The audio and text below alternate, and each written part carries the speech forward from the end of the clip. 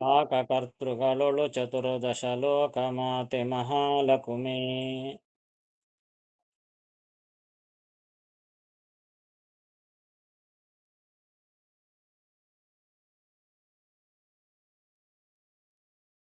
ಗತಶೋಕ ವಿಶ್ವಂಭರನ ತಿಳಿಯುವುದು ಎಲ್ಲ ಕಾಲದಲ್ಲಿ.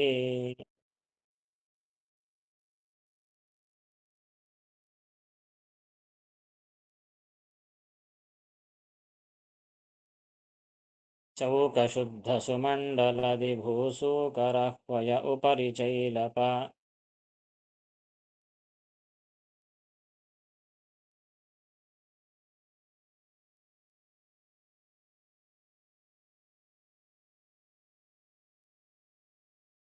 ಏಕದಂತ ಸನತ್ಕುಮಾರನ ಧೇನಿಪರು ಬುಧರು.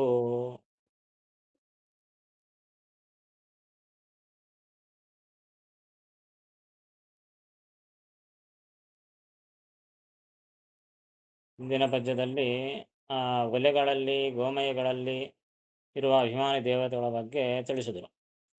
ಇನ್ನು ಮುಂದೆ ಇಷ್ಟೆಲ್ಲ ಆದ ಮೇಲೆ ಅಡಿಗೆ ಮಾಡೋರು ಬೇಕಲ್ಲ. ಅಡಿಗೆ ಮಾಡೋ ಪದಾರ್ಥಗಳಾಯಿತು, ಮತ್ತು ಒಲಿ ಆಯಿತು, ಗೋಮಯ ಆಯಿತು. ಅಡಿಗೆ ಮಾರೋರ ಗತಿ ಏನು, ಅವರಲ್ಲಿ ಯಾರಿರ್ತಾರೆ ಎಂಬುದನ್ನು ಹೇಳ್ತಾರೆ.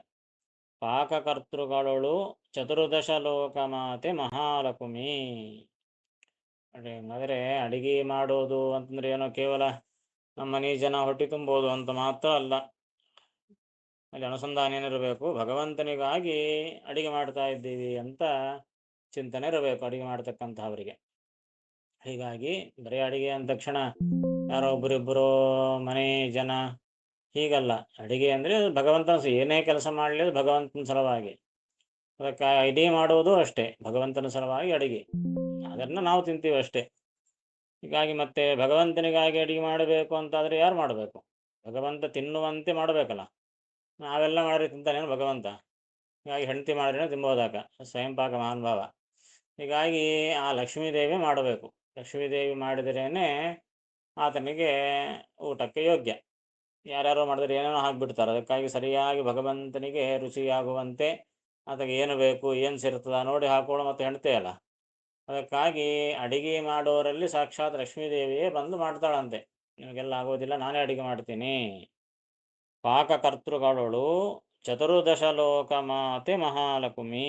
14 ಲೋಕಗಳ ಲೋಕಮಾತೆಯಾದ ಲಕ್ಷ್ಮೀದೇವಿ ಸ್ವಯಂ ತಾವು ಆ ಪಾಕಕರ್ತೃಗಳೊಳು ಅಡಿಗೆ ಮಾಡುವಂತಹ ಅವರಲ್ಲಿ ತಾನು ಸನ್ನಿಹಿತಳಾಗಿರ್ತಾಳೆ. ಅನುಸಂಧಾನ ಇರಬೇಕು. ಆ ರೀತಿಯಾಗಿ ಅಡಿಗೆ ಮಾಡ್ತಾಳೆ. ಮತ್ತು ಮಾಡೋರಿದ್ದರೆ ಅಲ್ಲಿ ಒಂದು ಭಗವಂತನ ರೂಪ ಯಾವುದು? ಎಲ್ಲ ಕಡೆಗೆ ಅಭಿಮಾನಿ ದೇವತೆಗಳು ಮತ್ತು ನಿಯಾಮಕ ಭಗವದ್ ರೂಪ ಹೇಳ್ತಾ ಬಂದರು. ಇಲ್ಲಿ ಲಕ್ಷ್ಮೀದೇವಿಯೇ ಸ್ವಯಂ ಅಡಿಗೆ ಮಾಡ್ತಾ ಇದ್ದಾಳೆ. ಅಲ್ಲಿ ಭಗವದ್ ರೂಪ ಯಾವುದು ಅಂದರೆ ಗತಶೋಕ ವಿಶ್ವಂಭರನ ತಿಳಿಯುವುದು ಎಲ್ಲ ಕಾಲದಲ್ಲಿ. ಗತಶೋಕ ಅಂದರೆ ಶೋಕ ಇಲ್ಲದಿರುವ, ವಿಶೋಕನಾದ, ಗತಶೋಕನಾದ, ಶೋಕರಹಿತನಾದ ಆ ವಿಶ್ವಂಭರನ ತಿಳಿಯುವುದು ಎಲ್ಲ ಕಾಲದಲ್ಲಿ. ವಿಶ್ವಂಭರ ಮೂರ್ತಿ ಭಗವಂತ. ವಿಶ್ವಂಭರ ಎಲ್ಲರಲ್ಲಿ ಅಂತರ್ಯಾಮಿಯಾದ ರೂಪ ಇದು. ಹಾಗೆ ವಿಶ್ವಂಭರ ಎಲ್ಲ ಜಾಗೃತ ಅವಸ್ಥೆಯಲ್ಲಿರುವಂತಹ ಎಲ್ಲ ಭೋಗಗಳನ್ನು ಅನುಭವಿಸುವವನು ಅವನೇ ವಿಶ್ವಂಭರ. ಅದಕ್ಕಾಗಿ ಆ ಲಕ್ಷ್ಮೀದೇವಿಯಲ್ಲಿ ಸ್ವಯಂ ಭಗವಂತ ವಿಶ್ವಂಭರ ನಾಮಕನಾಗಿ ಅಲ್ಲಿ ನೆಲೆಸಿರ್ತಾನೆ ಅಂತ ತಿಳಿದುಕೊಂಡು ಅಡಿಗೆ ಮಾಡಬೇಕು. ಆಯಿತು, ಅಡಿಗೆ ಆಯಿತು, ನೈವೇದ್ಯ ಆಯಿತು. ನೈವೇದ್ಯ ಪದಾರ್ಥಗಳಲ್ಲಿ ಯಾರ್ಯಾರಿದ್ದಾರಾ ಅಂತ ಚಿಂತನೆ ಮಾಡಿದ್ದಾಯಿತು. ನಾವು ಊಟ ಕೊಡಬೇಕು ಅಂದರೆ ಹಿಡಿಯುವಂಥ ತಟ್ಟೆ ಪ್ಲೇಟ್ ತಂದ್ಕೊಂಡು ಕೈ ಹಿಡ್ಕೊಂಡು ಬಫೆ ಸಿಸ್ಟಮ್ ಅಲ್ಲಲ್ಲ ನಾವು ಊಟ ಮಾಡೋದು. ಕೂತ ಊಟ ಮಾಡ್ತೀವಿ. ಊಟ ಮಾಡೋ ಕಾಲಕ್ಕೆ ಆ ತಟ್ಟೆ ಹಾಕಲಿ ಎಲೆ ಹಾಕಲಿ ಏನು ಮಾಡಬೇಕು, ಡೈರೆಕ್ಟಾಗಿ ತಟ್ಟೆ ಇಟ್ಟು ಬಡಿಸ್ಕೊಂಡು ತಿನ್ನಬಾರ್ದು. ಮೊದಲಿಗೆ ಮಂಡಲ ಮಾಡಬೇಕು, ಚೌಕ ಮಂಡಲ ಮಾಡಬೇಕು. ಗುಂಡ್ರಕ ಮಂಡಲ ಅಲ್ಲ, ಚೌಕ ಮಂಡಲ ಮಾಡಬೇಕು. ಅದರಲ್ಲಿಯೂ ಕೂಡ ನಮ್ಮ ಎಲೆಗೆ ನಾವು ಮಾಡ್ಕೋಬೇಕು ಅಂದರೆ ಎಡಗೈಯಿಂದ ಚೌಕ ಮಂಡಲ ಮಾಡಬೇಕು. ಬೇರೆಯವರಿಗೆ ಮಾಡೋ ಕಾಲಕ್ಕೆ ಬಲಗೈಯಿಂದ ಮಾಡಬೇಕು ಅಂತ ಹೇಳ್ತಾರೆ. ಆ ರೀತಿಯಾಗಿ ಚೌಕ ಮಂಡಲ ಮಾಡಬೇಕು.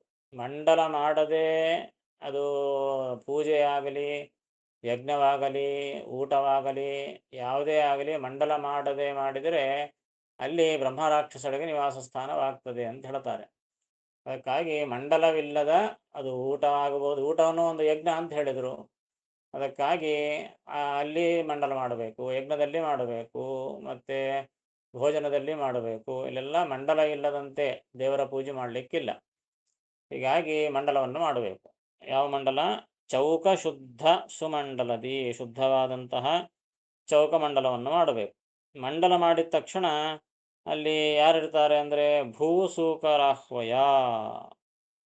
ಭೂಸೂಕರ, ಸೂಕರ ಅಂದರೆ ವರಾಹ, ಭೂವರಾಹ. ಆ ಭೂಮಿಯನ್ನು ತಂದವನು ವರಾಹದೇವರು. ಅದಕ್ಕಾಗಿ ಆ ಭೂಮಿಯ ಮೇಲೆ, ಭೂಮಿ ಅದು ಅಶುದ್ಧ ಸ್ವಯಂ, ಮಂಡಲ ಮಾಡಿದಾಗ ಶುದ್ಧವಾಗ್ತದೆ. ಹೀಗಾಗಿ ಅಲ್ಲಿ ಆ ಭೂಮಿಯನ್ನು ಹೊತ್ತಂತಹ ಭೂವರಾಹ ಆತ ಅಲ್ಲಿ ಸನ್ನಿಹಿತನಾಗ್ತಾನೆ. ಮತ್ತೊಂದು ಪ್ರಮಾಣದಲ್ಲಿ ಹೇಳ್ತಾರೆ, ಎಲ್ಲ ದೇವತೆಗಳು ಸಪ್ತರ್ಷಿಗಳು ಅವರೆಲ್ಲರೂ ಕೂಡ ಆ ಮಂಡಲದಲ್ಲಿ ಸನ್ನಿಹಿತರಾಗ್ತಾರಂತೆ. ಅದಕ್ಕಾಗಿ ಮಂಡಲ ಮಾಡದೆ ನಾವು ಊಟ ಮಾಡಲಿಕ್ಕಿಲ್ಲ. ಕೈಯಾಗಿ ಹಿಡ್ಕೊಂಡು ತಿಂತೀವಿ ಅಂದರೆ ಬೇರೆ ಮಾತೇನು ಹೇಳಲಿಕ್ಕಿಲ್ಲ. ಆದರೆ ಹಂಗೆ ತಿನ್ನಬಾರ್ದಾದ ಕಾರಣ, ಕೆಳಗಿಟ್ಕೊಂಡೇ ತಿನ್ನಬೇಕಾದ ಕಾರಣ ಅಲ್ಲಿ ಆ ಚೌಕಮಂಡಲವನ್ನೇ ಮಾಡಿಕೊಳ್ಬೇಕು. ಚೌಕ ಶುದ್ಧ ಸುಮಂಡಲದಿ ಭೂಸೂಕರಾಹ್ವಯ. ಭೂಸೂಕರ ಅಂದರೆ ಭೂವರಾಹ. ಭೂಸೂಕರ ಆಹ್ವಯ, ಆಹ್ವಯ ಅಂದರೆ ಹೆಸರು. ಭೂವರಾಹ ಎಂಬ ಹೆಸರುಳ್ಳ ಭಗವಂತ ಅಲ್ಲಿ ಸನ್ನಿಹಿತನಾಗಿರ್ತಾನೆ. ಉಪರಿ ಚೈಲಪ ಏಕದಂತ ಸನತ್ಕುಮಾರನ ಧೇನಿಪರು ಬುಧರು. ಇನ್ನು ಈಗ ಊಟಕ್ಕೂ ಕೊಡೋಣಿಲ್ಲ, ಇನ್ನು ನೈವೇದ್ಯ ನಡೀತಾ ಇನ್ನ. ನೈವೇದ್ಯಕ್ಕೂ ಮಂಡಲ ಮಾಡಬೇಕು, ಊಟಕ್ಕೂ ಮಂಡಲ ಮಾಡಬೇಕು. ಸೊ ಈಗ ಇನ್ನು ನೈವೇದ್ಯವನ್ನು ಹೇಳ್ತಾ ಇದ್ದಾರೆ. ಸೊ ನೈವೇದ್ಯವನ್ನು ಮಾಡುವಾಗ ಚೌಕ ಮಂಡಲ ಮಾಡಿ ಅಲ್ಲಿ ಆ ಪದಾರ್ಥಗಳನ್ನು ಬಳಸಿ ಇಡಬೇಕು. ಇಟ್ಟ ಮೇಲಕ್ಕೆ ಹಾಗೆ ನೈವೇದ್ಯದ ಇನ್ನು ಮಾಡೋ ಪೂರ್ವದಲ್ಲಿ ಹಾಗೆ ಎಲ್ಲರಿಗೂ ಕಾಣಿಸುವಂತೆ ಪದಾರ್ಥ ಇಡಬಾರ್ದು. ಮೇಲೆ ಏನಾದರೂ ಹೊದ್ಕೊಂಡು ತರಬೇಕು ನೈವೇದ್ಯಕ್ಕೆ, ಎಲ್ಲರ ದೃಷ್ಟಿ ಬಿಡಬಾರದು. ಹೀಗಾಗಿ ನೈವೇದ್ಯ ಮಾಡುವಾಗಲೂ ಅಷ್ಟೇ, ಮಾಡೋರು ತಾವು ಕಣ್ಣು ಮುಚ್ಕೊಂಡು ಮಾಡಬೇಕು ಅಷ್ಟೇ ಹೊರತು ನೋಡ್ತಾ ಬಾ ಏನು ಮಾಡೋರು ಅಡಿಗೆ, ಈ ಅಡಿಗೆ ಮಾಡಿದೆ ಅಂತ ಬೈಕಂತ ನೈವೇದ್ಯ ಮಾಡಬಾರ್ದು. ಹೀಗಾಗಿ ಅದನ್ನು ನೋಡ್ತಾ ನೋಡ್ತಾ ನೈವೇದ್ಯ ಮಾಡಬಾರ್ದು. ತಪ್ಪಿದ್ದೆಲ್ಲ ತುಳಸಿದಳ ಹಾಕಬೇಕು, ತೀರ್ಥ ಹಾಕಬೇಕು ನೋಡಬೇಕು ಅಷ್ಟೇ ಹೊರತು ಅದೇನೋ ಹಾಗೆ ತಿಂದು ಬಿಡ್ತೀನಿ ಎಂಬ ರೀತಿಯಿಂದ ನೋಡಬಾರದು. ಇತರರ ದೃಷ್ಟಿಯಂತೂ ಬಿಡಬಾರದು. ಅದಕ್ಕಾಗಿ ಅದರ ಮೇಲೆ ವಸ್ತ್ರವನ್ನು ಹೊದಿಸಬೇಕು, ವಸ್ತ್ರ ಅಥವಾ ಎಲೆ ಹೊದಿಸಬೇಕು. ಹಾಗೆ ಹೊದ್ದಿಸುವಂತಹ ಉಪರಿ ಚೈಲಪ, ಉಪರಿ ಮೇಲೆ ಹಾಕಿರುವಂತಹ ಚೈಲ, ಚೈಲ ಅಂದರೆ ಬಟ್ಟೆ. ಉಪರಿ ಚೈಲ ಪ, ಪ ಅಂದರೆ ಅದಕ್ಕೆ ಅಭಿಮಾನಿ ಅಂತ ಅರ್ಥ. ಮೇಲೆ ಹೊದಿಸುವ ಬಟ್ಟಿಗೆ ಅಭಿಮಾನಿ ದೇವತೆ ಯಾರು? ಏಕದಂತ ಗಣಪತಿ ತಾನಲ್ಲಿ ಇರ್ತಾನಂತೆ. ಹೀಗಾಗಿ ಆ ಮೇಲೆ ಹೊದಿಸ್ತಕ್ಕಂತಹ ಬಟ್ಟಿಗೆ ಅಭಿಮಾನಿ ಏಕದಂತ ಅಂತ ನೆನೆಯಬೇಕು. ಅಲ್ಲಿರುವ ಭಗವದ್ರೂಪ ಯಾವುದು? ಸನತ್ಕುಮಾರನ ಧೇನಿಪರು ಬುಧರು. ಅಲ್ಲಿ ಸನತ್ಕುಮಾರ ಇರ್ತಾನೆ. ಸನತ್ಕುಮಾರ ದೇವರಲ್ಲಲ್ಲ, ಯಾರು? ಸನಕ, ಸನಂದನ, ಸನತ್ಕುಮಾರ, ಸನತ್ಸುಜಾತ ಅಂತ 4 ಜನರು ಬ್ರಹ್ಮದೇವರ ಮಾನಸ ಪುತ್ರರು. ಅವರೇ ಆ ಜಯ ವಿಜಯರಿಗೆ ಶಾಪ ಕೊಟ್ಟಿದ್ದು. ಮತ್ತೆ ಭಗವದ್ರೂಪ ಹೇಳಬೇಕಲ್ಲ, ಇಲ್ಲೇನು ಸನತ್ಕುಮಾರನ ಹೇಳ್ತಾ ಇದ್ದಾರೆ ಅಂತ ಅಂದ್ಕೋಬಾರದು. ಸನತ್ಕುಮಾರ ಅಂತಂಬೋದೊಂದು ಭಗವದ್ರೂಪ. ಈ ಸನತ್ಕುಮಾರನ ಅಂತರ್ಯಾಮಿಯಾದ ಭಗವದ್ರೂಪ ಅದು ಸನತ್ಕುಮಾರ ಅಂತ. ಭಾಗವತದಲ್ಲಿ ಪ್ರಥಮ ಸ್ಕಂದದಲ್ಲಿ ಹೇಳುವಾಗ ಮೊದಲು ಎಲ್ಲ ಅನೇಕ ಸುಮಾರು 28 ರೂಪಗಳ ಬಗ್ಗೆ ತಿಳಿಸ್ತಾರೆ. ಅದರಲ್ಲಿ ಮೊದಲನೇ ರೂಪ ಕುಮಾರ ರೂಪ ಅಂತ ಹೇಳ್ತಾರೆ. ಅದು ಇದೆ ಕುಮಾರ ರೂಪ. ಆ ರೂಪದಿಂದ ಬ್ರಹ್ಮಾದಿಗಳಿಗೆ ಉಪದೇಶ ಮಾಡ್ತಾನೆ, ತತ್ವೋಪದೇಶವನ್ನು ಮಾಡ್ತಾನೆ. ಆ ರೂಪನೇ ಈ ಸನತ್ಕುಮಾರನ ಅಂತರ್ಯಾಮಿಯಾದ ರೂಪ. ಈ ಸನತ್ಕುಮಾರ ಬ್ರಹ್ಮದೇವರ ಮಗನಾದಂತಹ ಸನತ್ಕುಮಾರ, ಈತ ಕಾಮನ ಅವತಾರ, ಮನ್ಮಥನ ಅವತಾರ. ಆ ಸನತ್ಕುಮಾರನಲ್ಲಿ ಈ ಭಗವಂತನ ಸನತ್ಕುಮಾರ ರೂಪ ಆವಿಷ್ಟವಾಗಿರ್ತದೆ. ಅಂತಹ ಭಗವಂತನ ಸನತ್ಕುಮಾರ ರೂಪವನ್ನು ಅಲ್ಲಿ ಆ ಗಣಪತಿಯಲ್ಲಿ ಉಪರಿಚೈಲಪ ಏಕದಂತನಲ್ಲಿ ಸ್ಮರಣೆ ಮಾಡಬೇಕು. ಈ ರೀತಿಯಾಗಿ ಧೇನಿಪರು ಬುಧರು, ಜ್ಞಾನಿಗಳು ಈ ರೀತಿಯಾಗಿ ಧ್ಯಾನ ಮಾಡ್ತಾರೆ. ಹೀಗಾಗಿ ಪಾಕ ಮಾಡುವವರಲ್ಲಿ 14 ಲೋಕದ ಮಾತೆಯಾದಂತಹ ಲಕ್ಷ್ಮೀದೇವಿಯಲ್ಲಿ ಚಿಂತನೆ ಮಾಡಿ, ಲಕ್ಷ್ಮೀದೇವಿಯೇ ತಾನು ಪಾಕ ಮಾಡ್ತಾ ಇದ್ದಾಳೆ. ಒಂದೊಂದು ರಕವಾದಂತಹ ಭಕ್ಷ್ಯಗಳನ್ನು ಒಬ್ಬೊಬ್ಬರು ತಯಾರು ಮಾಡ್ತಾರೆ. ಹೀಗಾಗಿ ಪಾಯಸನ್ನೊಬ್ಬರು, ತೊವ್ವೆ ಒಬ್ಬರು, ಚಟ್ನಿ ಪಲ್ಯ ಒಬ್ಬರು, ಹೀಗೆ ದೇವತೆಗಳೆಲ್ಲರೂ ಕೂಡ ನಾನು ಮಾಡ್ತೀನಿ ಬಂದು ಅಡಿಗೆಯಲ್ಲಿ ಮಾಡ್ತಾ ಇರ್ತಾರೆ. ಸುಮ್ಮನೆ ನಾವು ಕೈ ಆಡಿಸ್ತೀವಿ ಅಷ್ಟೇ, ಮಾಡೋದು ದೇವತೆಗಳೇ. ಮತ್ತು ಭಗವಂತ ಸ್ವೀಕಾರ ಮಾಡಬೇಕು ಅಂತಾದರೆ ಎಲ್ಲ ದೇವತೆಗಳೇ ಬಂದು ಸೇವೆಯನ್ನು ಮಾಡ್ತಾರೆ. ಸುಮ್ಮನೆ ನಾವು ಡಮ್ಮಿ ಕ್ಯಾಂಡಿಡೇಟ್ಸ್ ಅಷ್ಟೇ, ನಾವೆಲ್ಲ ಸುಮ್ಮನೆ ಕೈ ಹೀಗೆ ಅಂಬೇಕಷ್ಟೇ. ಅವರೇ ಮಾಡಬೇಕಾಗಿದ್ದರೆ ನಮಗೆಲ್ಲಿ ಶಕ್ತಿ. ಹೀಗಾಗಿ ಅವರು ಮಾಡ್ತಾರೆ. ಹಾಗೆ ಚಿಂತನೆ ಮಾಡಬೇಕು. ಲಕ್ಷ್ಮೀದೇವಿ ಎಲ್ಲರಲ್ಲಿ ಇದ್ದು ತಾನು ಸ್ವಯಂ ಪ್ರಧಾನವಾದಂತಹ ಅಡಿಗೆಯನ್ನು ಮಾಡಿಸಿ ನೈವೇದ್ಯಕ್ಕೆ ಇಡ್ತಾಳೆ. ಅಲ್ಲಿ ಪೂರಿಯಲ್ಲಿ ಕೇಳ್ತೀವಿ ಸಾಕ್ಷಾತ್ ಲಕ್ಷ್ಮೀದೇವಿಯೇ ನೈವೇದ್ಯ ಮಾಡ್ತಾರೆ ಅಂತಂಬ ಮಾತನ್ನು ಕೇಳ್ತೀವಿ. ಅಲ್ಲಿ ಅಷ್ಟೇ ಅಲ್ಲ, ಎಲ್ಲ ಕಡೆಗೂ ಅಷ್ಟೇ ಲಕ್ಷ್ಮೀದೇವಿಯೇ ಅಡಿಗೆ ಮಾಡ್ತಾಳೆ ಅಂತ ಚಿಂತನೆ ಮಾಡಬೇಕು. ಹೀಗಾಗಿ ಅಡಿಗೆ ಮಾಡುವವರಲ್ಲಿ ಲಕ್ಷ್ಮೀದೇವಿ ಮತ್ತು ನೈವೇದ್ಯಕ್ಕಿಡುವಾಗ ಶುದ್ಧ ಮಂಡಲ, ಚೌಕಮಂಡಲ, ಅದರಲ್ಲಿ ಭೂವರಾಹ, ಮತ್ತು ಮೇಲೆ ಹೊದಿಸ್ತಕ್ಕಂತಹ ಬಟ್ಟೆಯಲ್ಲಿ ಗಣಪತಿ, ಅದರಲ್ಲಿ ಸನತ್ಕುಮಾರ, ಈ ರೀತಿಯಾಗಿ ದೇವತೆಗಳನ್ನು ಚಿಂತಿಸಬೇಕು ಅಂತ ಹೇಳ್ತಾ ಇದ್ದಾರೆ. ಆಯ್ತಾಯ್ತಲ್ಲ?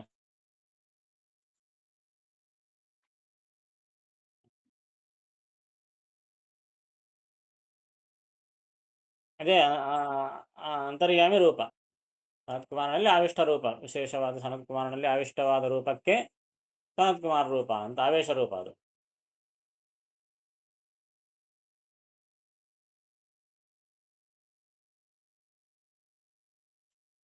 ಅಡಿಗೆ ಮಾಡುವವರಲ್ಲಿ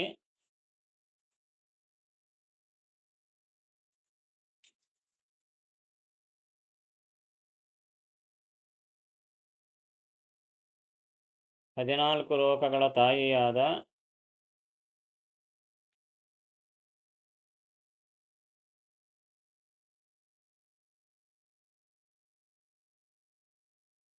ಮಹಾಲಕ್ಷ್ಮಿಯನ್ನು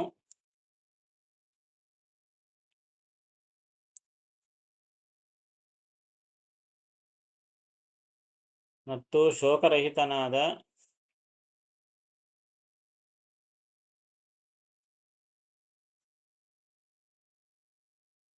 ವಿಶ್ವಂಭರನನ್ನು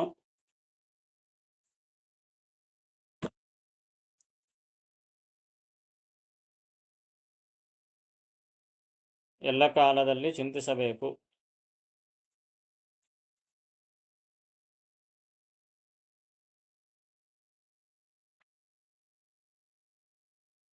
ಚೌಕಾಕಾರದ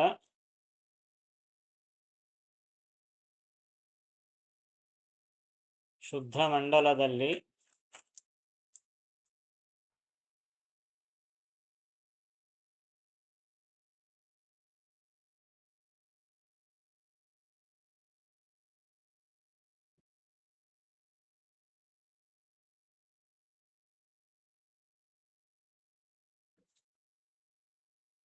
ಭೂದೇವಿ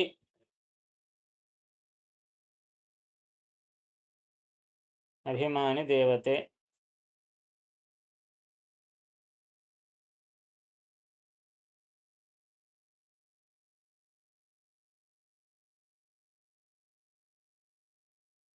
ಅಲ್ಲಿ ವರಾಹದೇವರು ನಿಯಾಮಕ.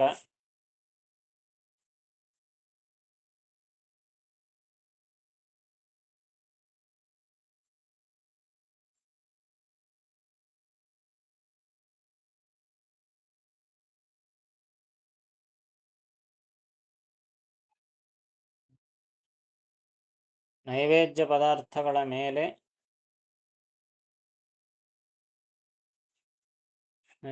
ಪದಾರ್ಥಗಳ ಮೇಲೆ ಹೊದಿಸುವ ಬಟ್ಟಿಗೆ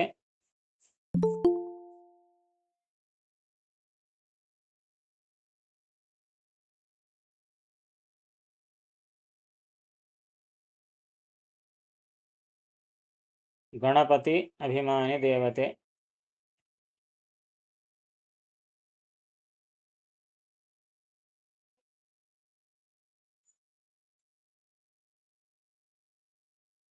ಅಲ್ಲಿ ಸನತ್ಕುಮಾರನ ಭಗವದ್ರೂಪ.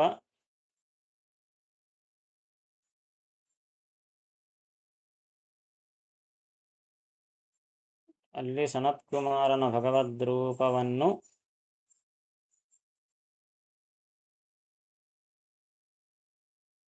ಜ್ಞಾನಿಗಳು ಧ್ಯಾನಿಸುವರು.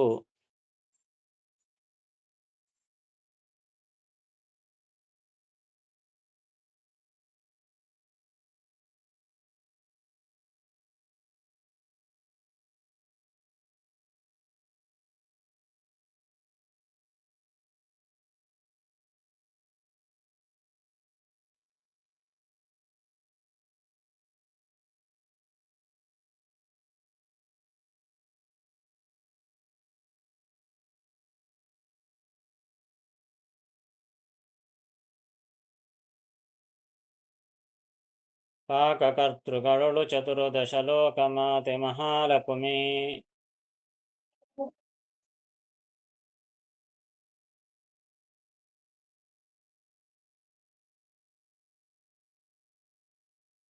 ಗತಶೋಕ ವಿಶ್ವಂಭರನ ತಿಳಿಯುವುದು ಎಲ್ಲ ಕಾಲದಲ್ಲಿ.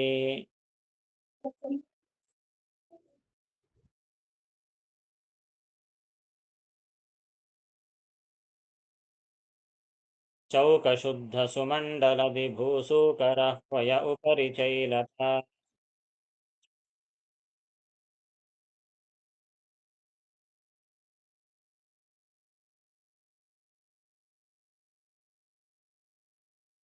ಏಕದಂತ ಸನತ್ಕುಮಾರನ ಧೇನಿ ಪರುಬುಧರು.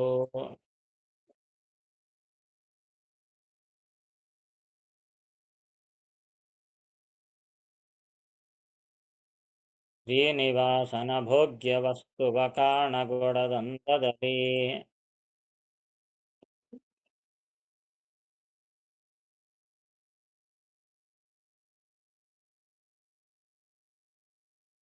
ವಿಶ್ವಕ್ಸೇನ ಪರಿಖಾರೂಪನಾಗಿಹ ಅಲ್ಲಿ ಪುರುಷಾಖ್ಯ.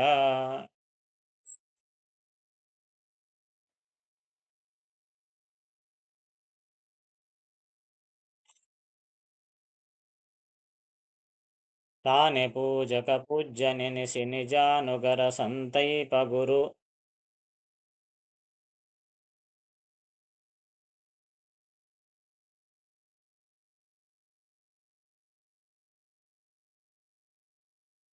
ಪವಮಾನ ವಂದಿತ ಸರ್ವಕಾಲಗಳಲ್ಲಿ ಸರ್ವೇಶ.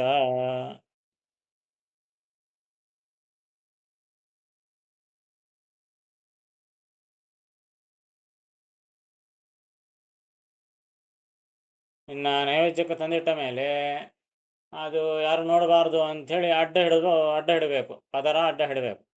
ಒಂದೇರು ಪೂಜೆ ಮಾಡೋ ಕಾಲಕ್ಕೆ ನೋಡ್ತಾ ಇರ್ತೀವಿ, ಶ್ರಾವಣ ಪೂಜೆ ಮಾಡ್ತಾರೆ, ನೈವೇದ್ಯ ಅಂತಲೇ ಅಡ್ಡ ತೆರೆ ಒಂದು ಬಂದುಬಿಡ್ತದೆ. ಯಾಕಪ್ಪ ಅಡ್ಡ ಹಾಕ್ತಿರ್ತಾರೆ ಅಂತ ಅನ್ಕೊಂತೀವಿ. ಯಾಕೆ ಅಂದರೆ ನೈವೇದ್ಯ ಮಾಡುವಾಗ ಯಾರು ನೋಡಲಿಕ್ಕಿಲ್ಲ, ಅದಕ್ಕಾಗಿ ಆ ತೆರೆಯನ್ನು ಹಿಡಿದು ಬಿಡ್ತಾರೆ, ಬೇರೆಯವರ ದೃಷ್ಟಿ ಬೀಳಬಾರದು. ನಾವು ಊಟ ಮಾಡುವಾಗಲೂ ಅಷ್ಟೇ, ಬೇರೆ ಬೇರೆ ಯಾರ್ಯಾರೋ ದೃಷ್ಟಿ ಬಿತ್ತು ಅಂತಾದರೆ ಅದು ಅನ್ನ ದುಷ್ಟ ಅಂತ ಆಗ್ತದೆ, ಅಂತಹ ಅನ್ನ ತಗೊಳ್ಬಾರ್ದು. ಪತಿತರ ದೃಷ್ಟಿ ಬಿತ್ತು ಅಂದರೆ ಅನ್ನ ದುಷ್ಟವಾಗ್ತದೆ. ಅದಕ್ಕೆ ಯಾರ್ಯಾರೋ ಭ್ರಷ್ಟರು, ತುಷ್ಟರು, ತ್ರಾಷ್ಟರು ಅವರ ದೃಷ್ಟಿ ಬೀಳಬಾರ್ದು. ಅವರತ್ಲೇ ಹೋಗಿ ತಿಂತಾರಂದ್ರೆ ಇನ್ನೇನು ಹೇಳಬೇಕು ನೋಡ್ರಿ. ಅದಕ್ಕಾಗಿ ಅವರ ದೃಷ್ಟಿಯೇ ಬಿಡಬಾರ್ದು ಅಂತಾದರೆ ಇನ್ನು ಅವ್ರು ಮಾಡಿದ್ದೇ ತಿಂದರೆ ಎಷ್ಟು ಪಾಪ ಬರ್ತದೆ. ಹೀಗಾಗಿ ಅಲ್ಲಿ ತೆರೆಯನ್ನು ಸೆಳೆದು ಬಿಡುತ್ತಾರೆ, ಯಾಕೆ ಬೇರೆಯವರ ದೃಷ್ಟಿ ಅದರ ಮೇಲೆ ಬೀಳಲಿಕ್ಕಿಲ್ಲ ಅಂತ.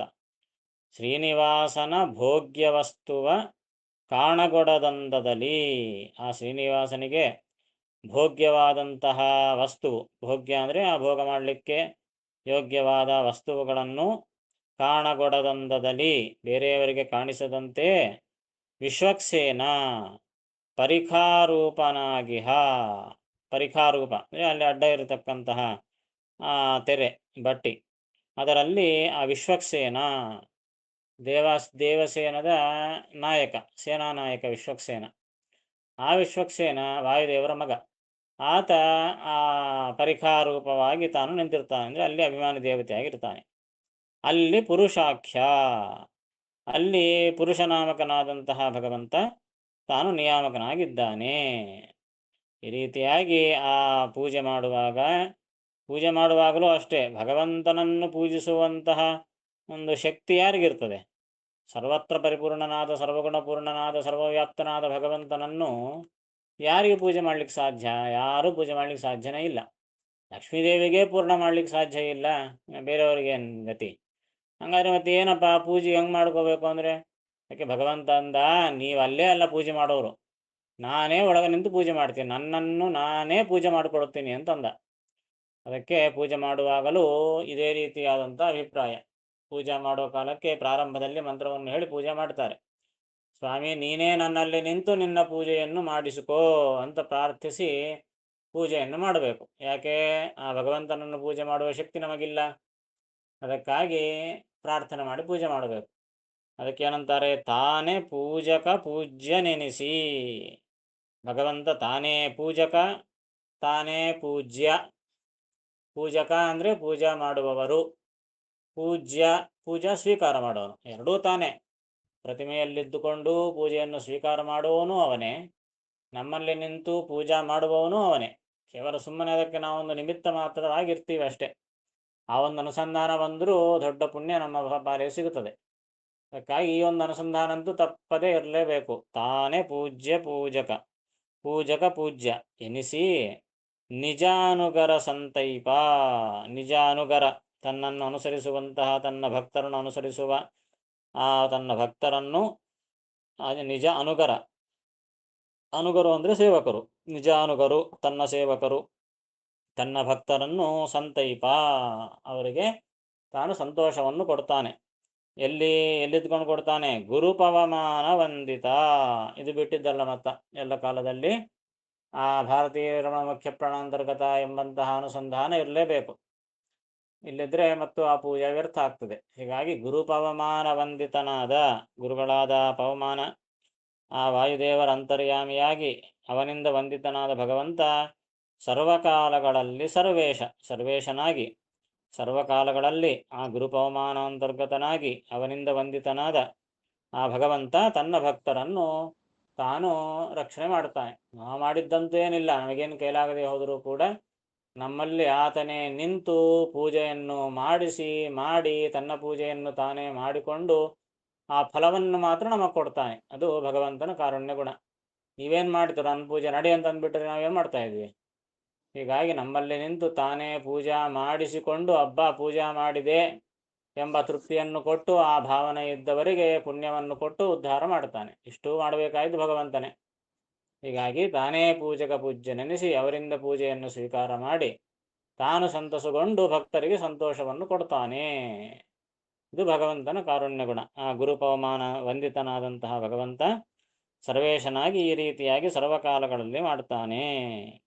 ಕೊನೆಗೆ ಆ ಪೂಜಾ ನೈವೇದ್ಯ ಎಲ್ಲ ಕಾಲಗಳಲ್ಲಿಯೂ ಕೂಡ ಈ ಒಂದು ಅನುಸಂಧಾನ ಇರಲೇಬೇಕು. ಪ್ರಧಾನವಾಗಿ ಪೂಜೆ ಮಾಡುವವರು ನಾವಲ್ಲ, ಅದಕ್ಕೆ ಅಹಂಕರ್ತ ಹರಿಕರ್ತ ಎಂಬ ಅನುಸಂಧಾನ ಪ್ರತಿಯೊಂದು ಕಾಲಕ್ಕೂ ಇರಲೇಬೇಕು.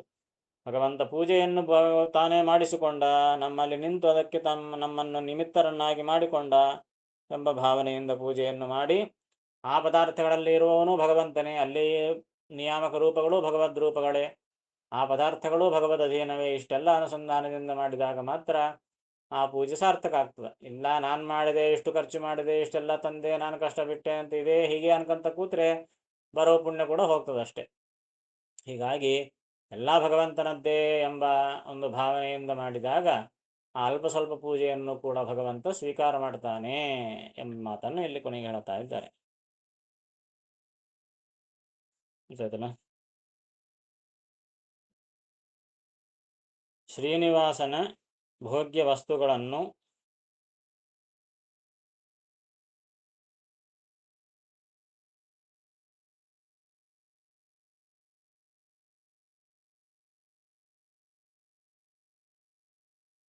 ಇತರರು ನೋಡದಂತೆ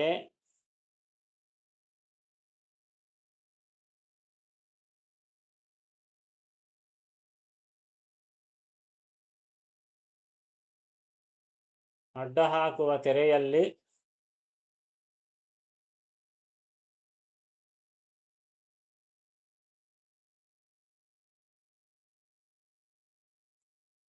ವಿಶ್ವಕ್ಸೇನನು ಅಭಿಮಾನಿ.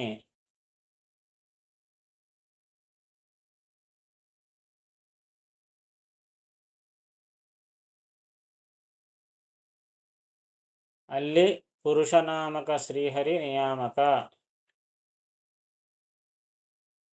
ಅಲ್ಲಿ ಪುರುಷನಾಮಕ ಶ್ರೀಹರಿ ನಿಯಾಮಕ.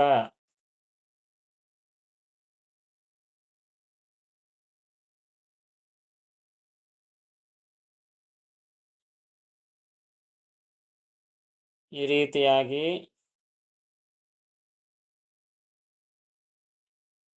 ಸರ್ವೇಶನಾದ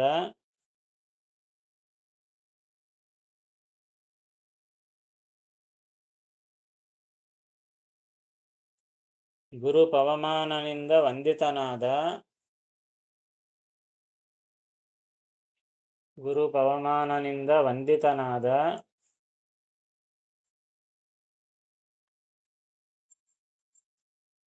ಶ್ರೀಹರಿ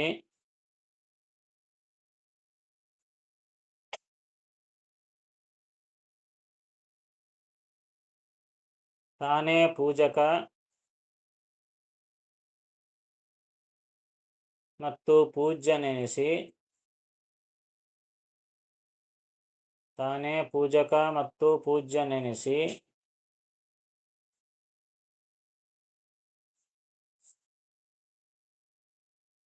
ತನ್ನ ಭಕ್ತರನ್ನು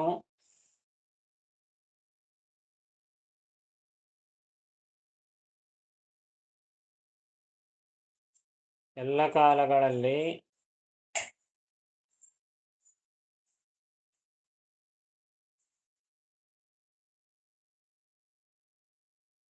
ಸಂತೈಸುತ್ತಾನೆ.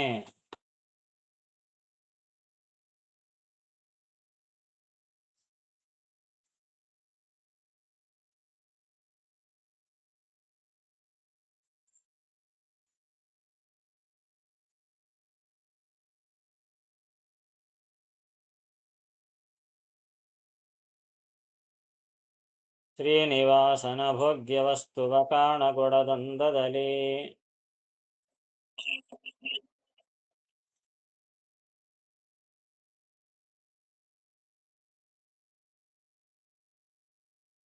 ವಿಶ್ವಕ್ಸೇನ ಪರಿಖಾರೂಪನಾಗಿಹ ಅಲ್ಲಿ ಪುರುಷಾಖ್ಯ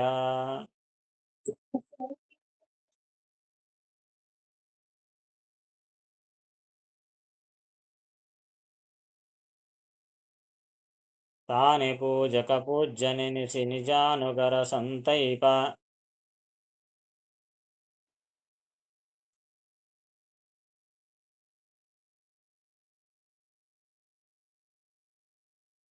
ಗುರು ಪವಮಾನ ವಂದಿತ ಸರ್ವಕಾಲಗಳಲ್ಲಿ ಸರ್ವೇಶ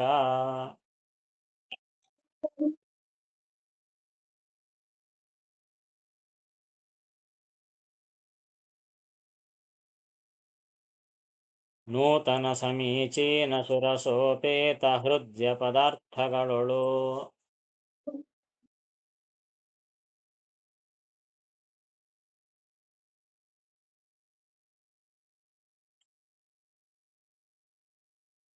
ವಿಧಿ ಮಾತೆ ತತ್ತದ್ರಸಗಳೊಳು ರಸರೂಪತಾನಾಗಿ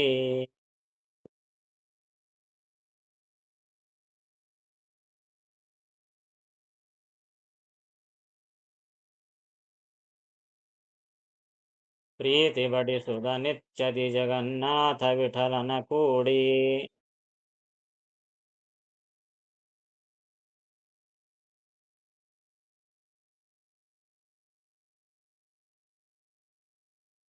ತಾನಿರ್ಭೀತಳಾಗಿ ಹಳೆಂದರಿದು ನೀ ಭಜಿಸಿ ಸುಖಿಸುತ್ತಿರು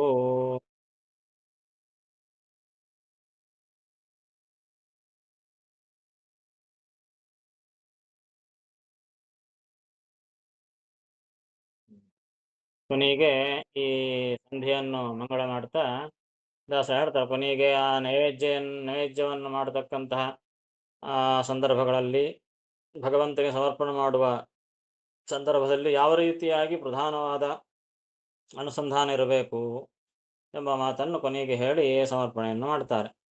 ನೂತನ ಸಮೀಚೀನ ಸುರಸೋಪೇತ ಹೃದಯ ಪದಾರ್ಥದೊಳು ವಿಧಿಮಾತೆ ತತ್ತದ್ರಸಗಳೊಳು ರಸರೂಪ ತಾನಾಗಿ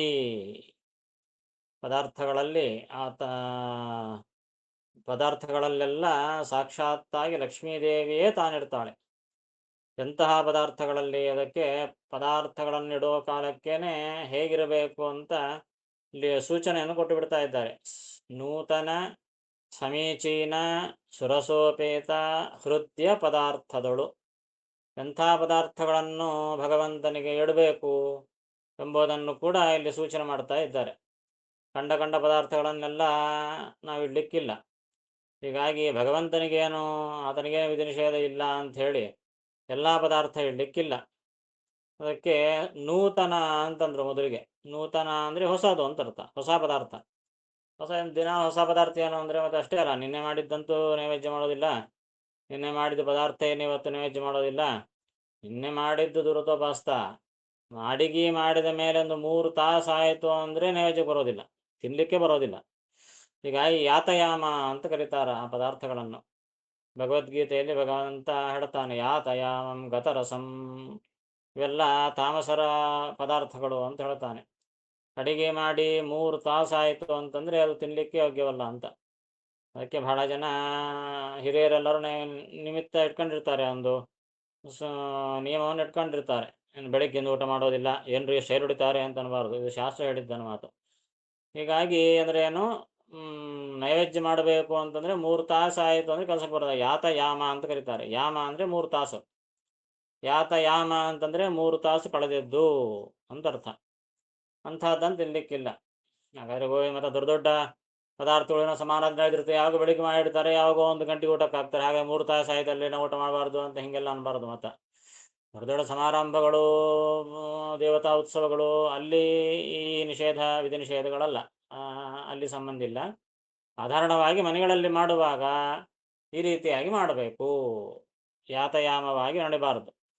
ಹೀಗಾಗಿ ಅದಕ್ಕೆ ನೂತನ ಅಂತಂದರು. ಅಂದರೆ ಯಾವಾಗಿಂದವಾಗ ಮಾಡಬೇಕು, ಶುದ್ಧವಾಗಿರತಕ್ಕಂತಹ, ಯಾಮ ಕಳೆಯದೇ ಇರತಕ್ಕಂತಹ ಪದಾರ್ಥಗಳನ್ನು ನೈವೇದ್ಯ ಮಾಡಬೇಕು.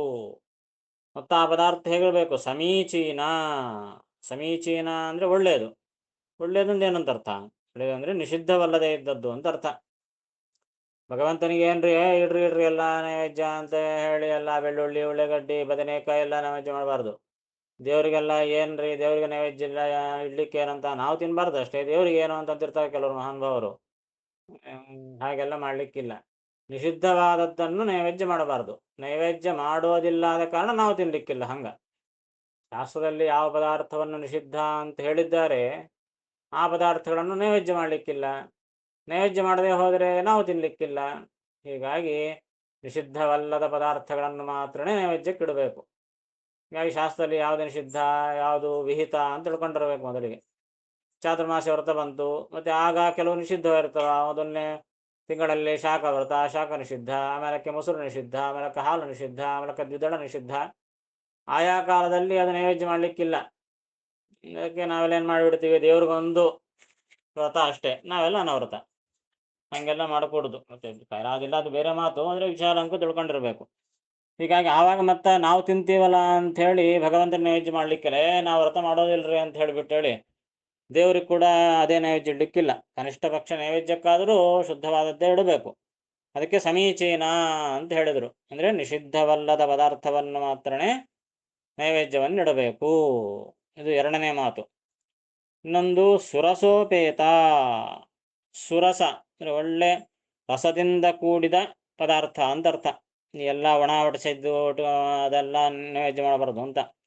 ಒಳ್ಳೆ ಸುರಸವಾದಂತಹ ರಸಭರಿತವಾದಂತಹದ್ದನ್ನೇ ನೈವೇದ್ಯಕ್ಕಿಡಬೇಕೆ ಹೊರತು ಎಲ್ಲ ಒಣ ಆಗಿಬಿಟ್ಟಿದ್ದು, ರಸ ಹೋಗಿದ್ದು, ನೀರಸದ್ದು ಪದಾರ್ಥಗಳನ್ನು ನೈವೇದ್ಯ ಮಾಡಲಿಕ್ಕಿಲ್ಲ.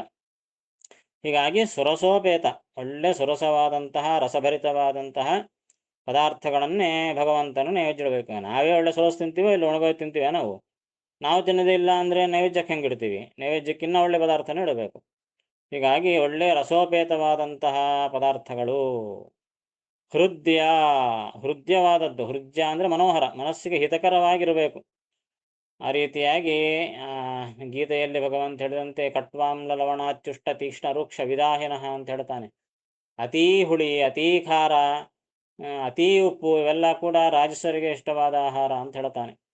ಹೀಗಾಗಿ ಮನೋಹರವಾಗಿರಬೇಕಂತೆ, ಯಾವುದೂ ಹೆಚ್ಚಾಗಿರಬಾರ್ದು, ಯಾವುದು ಕಡಿಮೆ ಆಗಿರಬಾರ್ದು. ಆ ರೀತಿಯಾದಂತಹ ಹೃದಯವಾದ ಮನೋಹರವಾದ ಪದಾರ್ಥಗಳನ್ನು ನೈವೇದ್ಯಕ್ಕಿಡಬೇಕು. ನೂತನ, ಸಮೀಚೀನ, ಸುರಸೋಪೇತ, ಹೃದಯ ಅಂತಹ ಪದಾರ್ಥದಳು.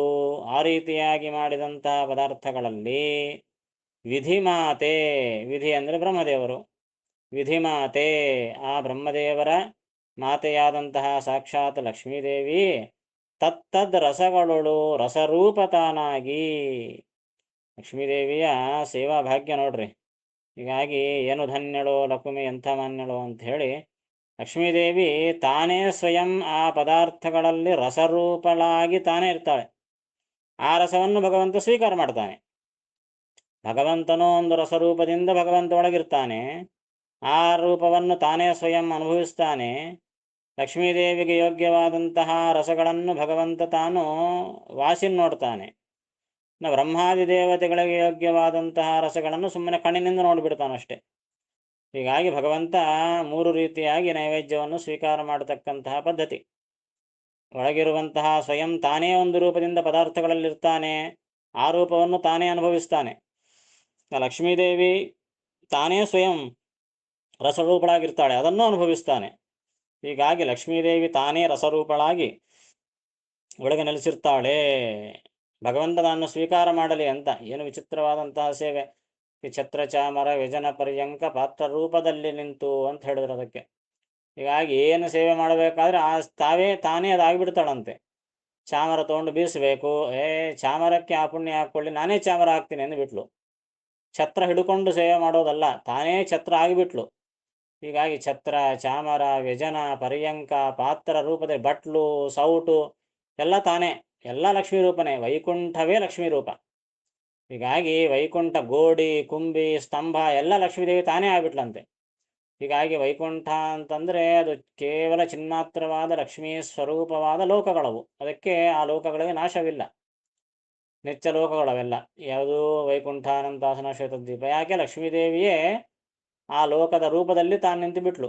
ಅಂದರೆ ಭಗವಂತನ ಸೇವೆ ಮಾಡಬೇಕು ಅಂತ ಅಷ್ಟು ರೀತಿ, ಯಾವ ರೀತಿಯ ಸೇವೆ ಮಾಡಲಿಕ್ಕೆ ಅವಕಾಶ ಇದೆ ಆ ಎಲ್ಲ ಸೇವೆಗಳನ್ನು ತಾನು ಮಾಡಿಬಿಡ್ತಾಳೆ, ಯಾರಿಗೆ ಚಾನ್ಸ್ ಕೊಡದಂತೆ.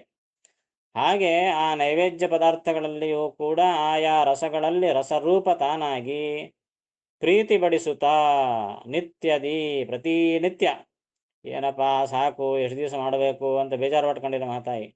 ಪ್ರೀತಿ ಬಡಿಸುತ್ತಾ ಆ ಭಗವಂತನಿಗೆ ಪ್ರೀತಿಯಾಗುವಂತೆ ನಿತ್ಯದಿ ಪ್ರತಿನಿತ್ಯ ಆ ರೀತಿಯಾಗಿ ಹೊಸ ಹೊಸ ಪದಾರ್ಥಗಳನ್ನು, ಸಮೀಚೀನವಾದ ಸುರಸೋಪೇತವಾದ ಹೃಜ್ಯ ಪದಾರ್ಥಗಳನ್ನು ಮಾಡಿ ತಾನೇ ರಸರೂಪಳಾಗಿ ಆ ಭಗವಂತನಿಗೆ ಪ್ರೀತಿಯನ್ನು ಪಡಿಸುತ್ತಾ ನಿತ್ಯದಿ ಜಗನ್ನಾಥ ವಿಠಲನ ಕೂಡಿ ತಾನಿರ್ಭೀತಳಾಗಿಹಳು ಎಂದರಿದು ನೀ ಭಜಿಸಿ ಸುಖಿಸುತ್ತಿರು.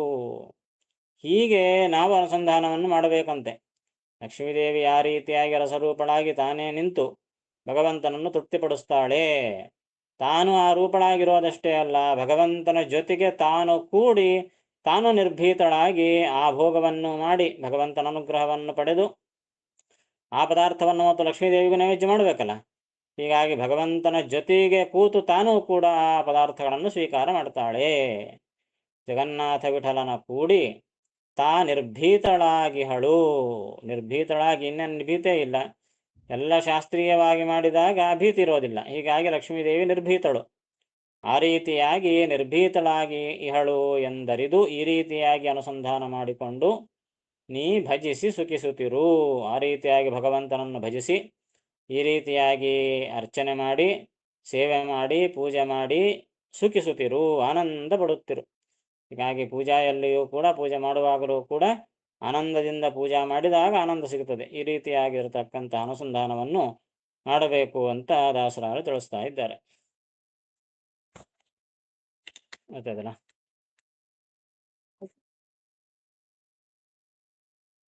ನೂತನವಾದ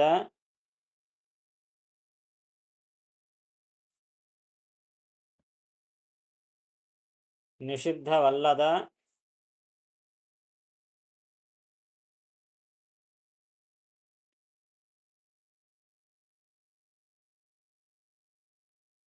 ಉತ್ತಮ ರಸದಿಂದ ಕೂಡಿದ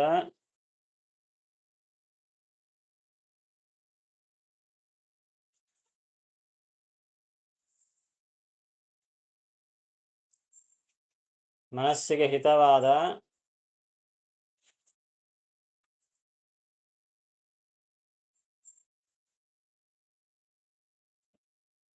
ಪದಾರ್ಥಗಳಲ್ಲಿ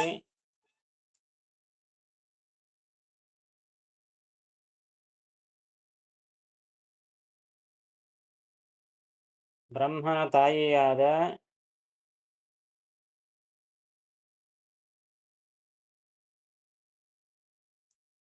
ಮಹಾಲಕ್ಷ್ಮಿ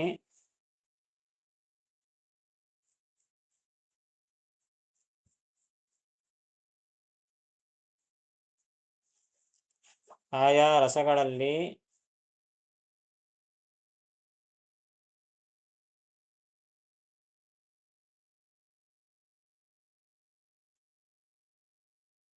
ತಾನೇ ರಸರೂಪಳಾಗಿ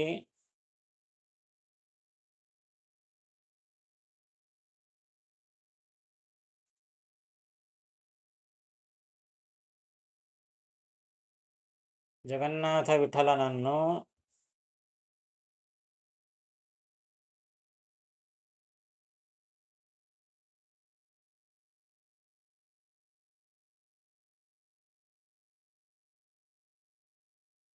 ನಿತ್ಯದಲ್ಲಿ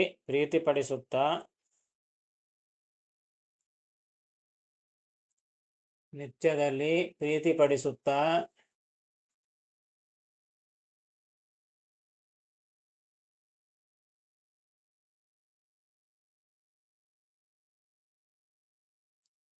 ತಾನೂ ಅವನ ಜೊತೆಯಲ್ಲಿ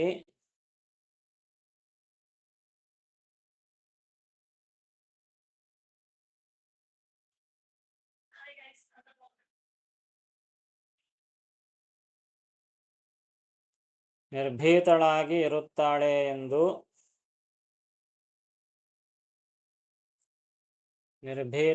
ಇರುತ್ತಾಳೆ ಎಂದು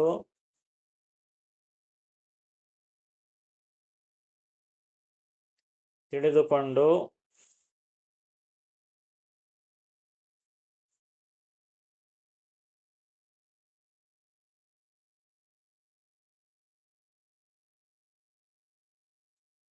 ಸೇವಿಸಿ ಆನಂದಿಸಬೇಕು.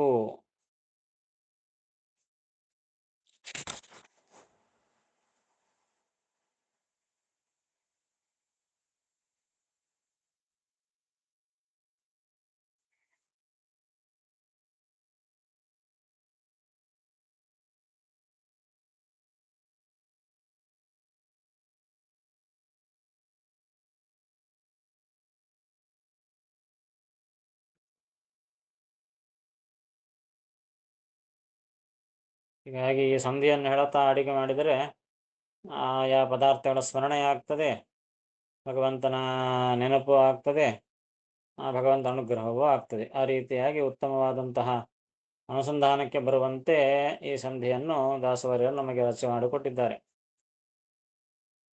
ನೂತನ ಸಮೀಚೀನ ಸುರಸೋಪೇತ ಹೃಜ್ಯ ಪದಾರ್ಥದಳು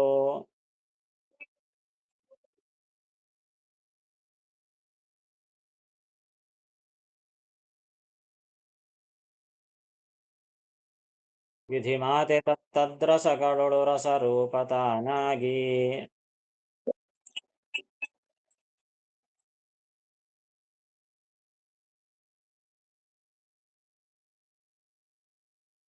ಪ್ರೀತಿ ಬಡಿಸುತ್ತ ನಿತ್ಯದಿ ಜಗನ್ನಾಥ ವಿಠಲನ ಕೂಡಿ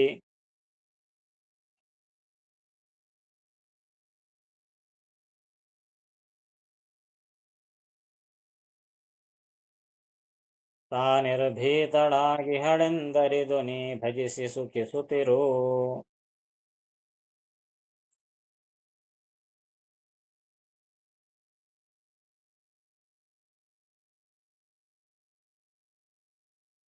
ಹರಿಕಥಾಮೃತಸಾರ ಗುರುಗಳ ಕರುಣದಿಂದ ತಣಿದು ಪೇರುವೆ ಪರಮ ಭಗವದ್ಭಕ್ತ ಇದನಾದರದಿ ಕೇಳುವುದು. ಸಂಶಯ ಇದ್ರೆ ಕೇಳಬಹುದು.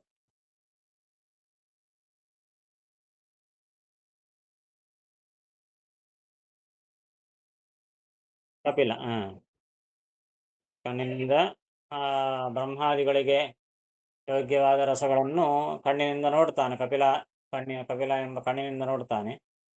ಲಕ್ಷ್ಮೀದೇವಿ ಯೋಗ್ಯವಾದ ರಸಗಳನ್ನು ನರಸಿಂಹದೇವರೆಂಬ ಮೂಗಿನಿಂದ ವಾಸಿನ ನೋಡ್ತಾನೆ.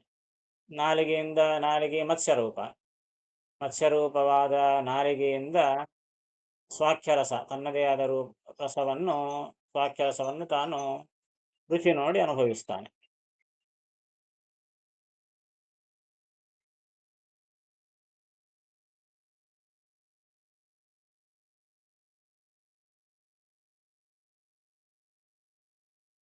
ಇಲ್ಲಿಗೆ ನೈಜ ಸಂಧಿ ಆಗ್ತದೆ. ಕೊನೆಯ ಉಳಿದ್ದು ಕಕ್ಷಾ ತಾರತಮ್ಯ ಸಂಧಿ ಅಲ್ಲ,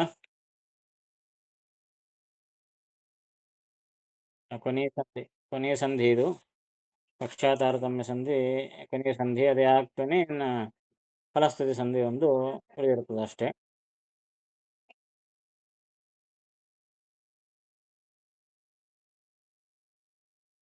ಸಕಲ ದುರಿ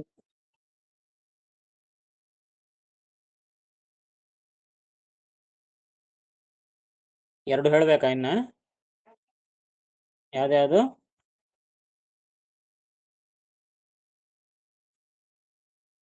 ಸಕಲ ದುರಿತ ನಿವಾರಣ ಒಂದು, ಬೃಹತ್ ತಾರತಮ್ಯನಾ?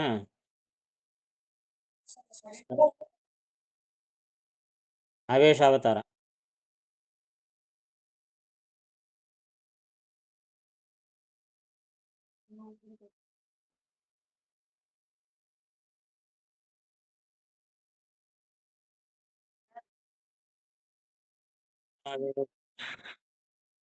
ಅದೇ ಬೃಹತ್ ತಾರತಮ್ಯ ಆವೇಶಾವತಾರ ಸಂಧಿ.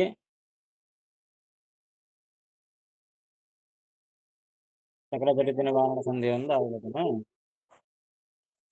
ಸಕಲ ದುರಿತ ನಿವಾರಣ ಸಂಧಿ ಇನ್ನ 3 ಸಂಧಿಗಳು ಉಳಿದವ. 3 4 3 ಸಂಧಿಗಳು. ಮೊದಲು ಸಕಲ ದುರಿತ ನಿವಾರಣ ಹೇಳ್ಕೊಂಬೋಣ ಮೊದಲು.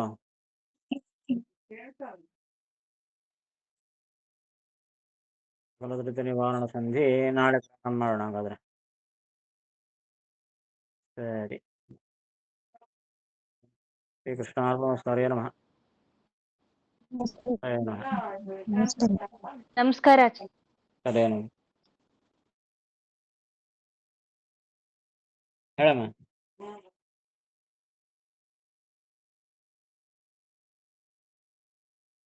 ಹೌದು,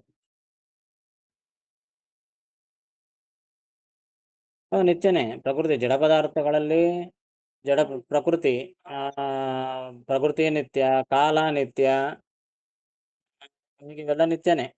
ಪ್ರಕೃತಿ ಸೃಷ್ಟಿಕಾಲಕ್ಕೆ ಅದರ ರೂಪ ಪರಿಣಾಮ ಚೇಂಜ್ ಆಗ್ತಾ ಪ್ರಕೃತಿಯಿಂದನೇ ಸತ್ವಸ್ತಮೋ ಗುಣ, ಅದರಿಂದನೇ ಮಹತ್ತತ್ವ ಎಚ್ಚರ ಹುಡ್ತವ. ಮೂಲ ರೂಪ ಮೂಲ ಜಡ ಪ್ರಕೃತಿ ಅದಂಕು ನಿತ್ಯನೇ. ಕಾಲವೂ ನಿತ್ಯನೇ. ಇನ್ನು ಚೇತನದಲ್ಲಿ ಜೀವರು ನಿತ್ಯನೇ, ಲಕ್ಷ್ಮೀದೇವಿಯೂ ನಿತ್ಯನೇ, ಭಗವಂತನಂತೂ ನಿತ್ಯನೇ. ಇವೆಲ್ಲ ನಿತ್ಯನೇ.